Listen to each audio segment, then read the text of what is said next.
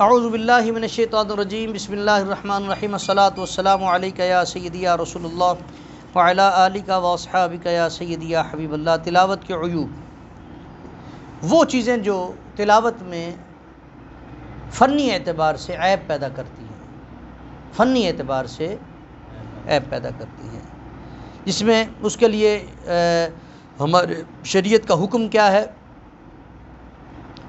وہ اس میں انشاءاللہ بیان ہوگا۔ یہ چیزیں 12 ہیں، ایک ہے تمطیط، ایک ہے تمطیط، دوسری ہے تخلیط، تیسری ہے تنفیش،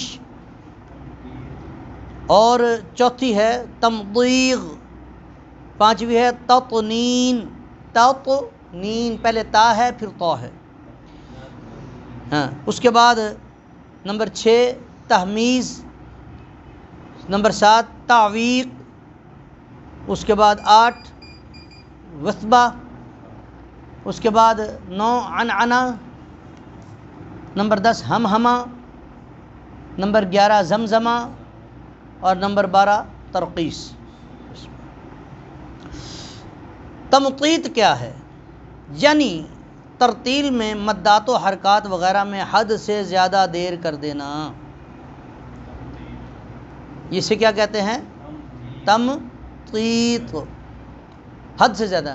جیسے اکثر پرانے بابے یا جو قرآن پاک کی تلاوت کے جو قوانین سے ناواقف لوگ ہیں پڑھتے تھے، کئی شوق سے آ جاتے ہیں کئی دفعہ تلاوت کے لیے، جی ہم نے تلاوت کرنے ہیں الحمد للہ رب، ایسا کہیں نہیں ہے، یا الحمد للہ رب العالمین، ٹھیک ہے نا۔ اس نے حروف کا جو پیمانہ ہے ادائیگی، میں ابھی تو تلفظ کی بات نہیں کر رہا، میں مدات کی بات کر رہا ہوں، حرکات کی بات کر رہا ہوں، تو وہ انہوں نے اس کا جو کرائٹیریا تھا وہ اس سے باہر نکل گئے۔ تو ایسا پڑھنا کیا ہے؟ اگر تو نہیں جانتا تو مکروہ ہے، اگر نہیں جانتا تو مکروہ ہے، اور اگر جانتا ہے تو حرام ہے۔ بلکہ یہاں پہ بعض فقہا نے اس کو قرآن پاک کی آیات سے کھلواڑ کے حوالے سے، ایک تو پڑھانے کے لیے بتایا جاتا ہے نا، وہ تو سبق ہے، تو قرآن پاک کی آیات کے ساتھ کھلواڑ کے حوالے سے یہاں پہ فقہا نے کفر بھی لکھا ہے کہ ایسا جان بوجھ کر کرنا کفر ہے، اور بندہ دائرہ اسلام سے خارج ہو جاتا ہے، کیونکہ اللہ کا کلام ہے۔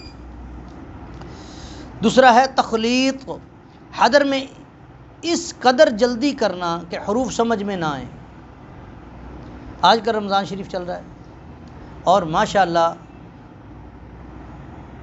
حفاظ قرآن پاک سنا رہے ہیں، لیکن بعض حفاظ ایسے بھی ہیں جن کی سپیڈ کو پہنچنا ہر بندے کے بس کی بات نہیں ہے۔ انہوں نے جب شروع کرنی آیت تو پتہ نہیں چلے گا، لیکن تعلمون اور یعلمون کی سمجھ آئے گی۔ اس کے علاوہ وہ کیا پڑھ رہا ہے، میرا خیال ہے شاید یہ سامع کو بھی پتہ نہ ہو کہ وہ پڑھنا کیا چاہتا ہے اور پڑھ کیا رہا ہے۔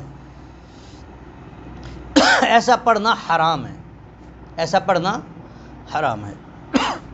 تنفیش، تنفیش، حرکات کو پورا ادا نہ کرنا، حرکات کو، ایسے بہت کم لوگ ہوتے ہیں، ویسے میں نے آج تک جتنے بھی لوگوں کو دیکھا ان میں ایسے بہت کم لوگ دیکھے ہیں جو حرکات کو پورا ادا نہیں کرتے، جیسے الحمدللہ رب العالمین الرحمن الرحیم مالک یوم الدین، ایاک نعبد، ایسے بہت کم، ایسے لوگوں میں اکثر میں نے دیکھا ہے کہ ان کے پٹھوں کی تکلیف کی وجہ سے، یا اگر تو وہ کسی تکلیف کی وجہ سے ایسے پڑھتے ہیں ان سے صحیح نہیں پڑھا جاتا تو ان کے لیے دوہرا ثواب ہے، اور اگر وہ جان بوجھ کر ایسا پڑھتا ہے تو ایسا پڑھنا مکروہ ہے، ایسا پڑھنا مکروہ ہے۔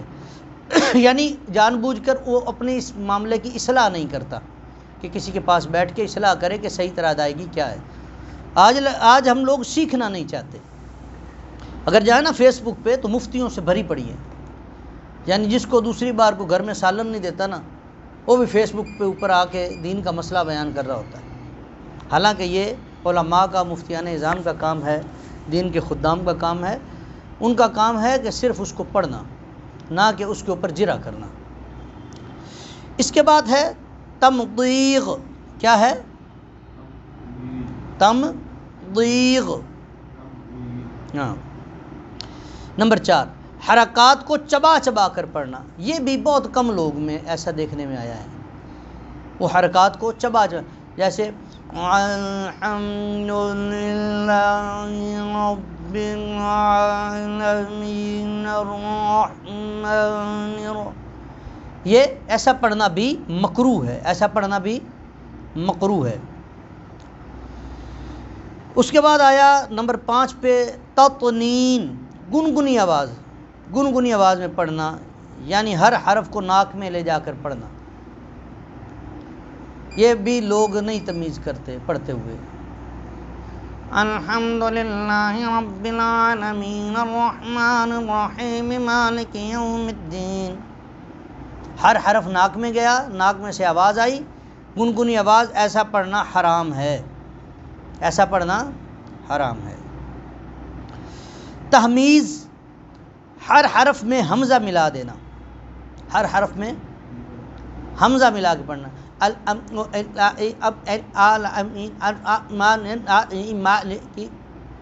ٹھیک ہے نا. ہر حرف میں حمزہ ملا دینا، ایسا پڑھنا بھی حرام ہے. چونکہ حرف کو گھٹانا بڑھانا یہ لحن جلی میں داخل ہوتا ہے. تعویق، کلمے کے درمیان میں وقف کر کے بعد سے ابتدا کرنا. جیسے ہم نے پڑھا بسم اللہ الرحمن الرحیم الحمدللہ، اب چاہیے تو تھا کہ پڑھیں الحمدللہ، تو ہم نے اس نے کیا کیا رب العالمین. تو یہ جو رب العالمین یہ کیا، ایسا کرنا بھی یہاں پہ محققین نے لکھا ہے کہ حرام ہے. اسے کہتے ہیں تعویق. وثبہ، پہلے حرف کو ناتمام چھوڑ کر دوسرا حرف کو شروع کر دینا. پہلے حرف کو ناتمام چھوڑ کر دوسرے حرف کو شروع کر دینا. جیسے الحمدللہ رب الرحمن مالک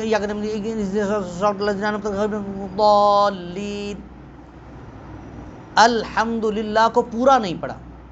ایک حرف کو ناتمام چھوڑا، آگے دوسرا حرف شروع کیا وہ بھی ناتمام چھوڑا، تیسرا شروع کیا وہ بھی ناتمام چھوڑا.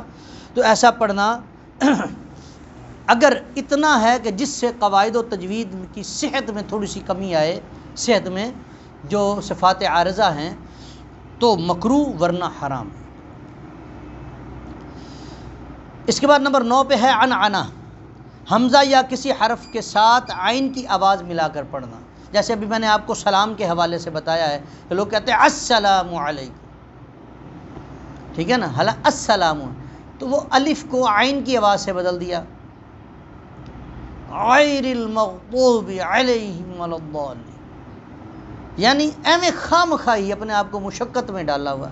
ایسا نہیں ہے، یہ عیب ہے، تلاوت کا حسن خراب ہوتا ہے اس سے. ٹھیک ہے، تو حمزہ یا کسی اور حرف کے ساتھ عین کی آواز کو ملا دینا، ایسا پڑھنا بھی حرام ہے، کیونکہ حرف کو ملانا یا کم کرنا یہ لحن جلی میں داخل ہوتا ہے. ہمہ، کسی حرف میں مخفف کو مشدد پڑھ دینا.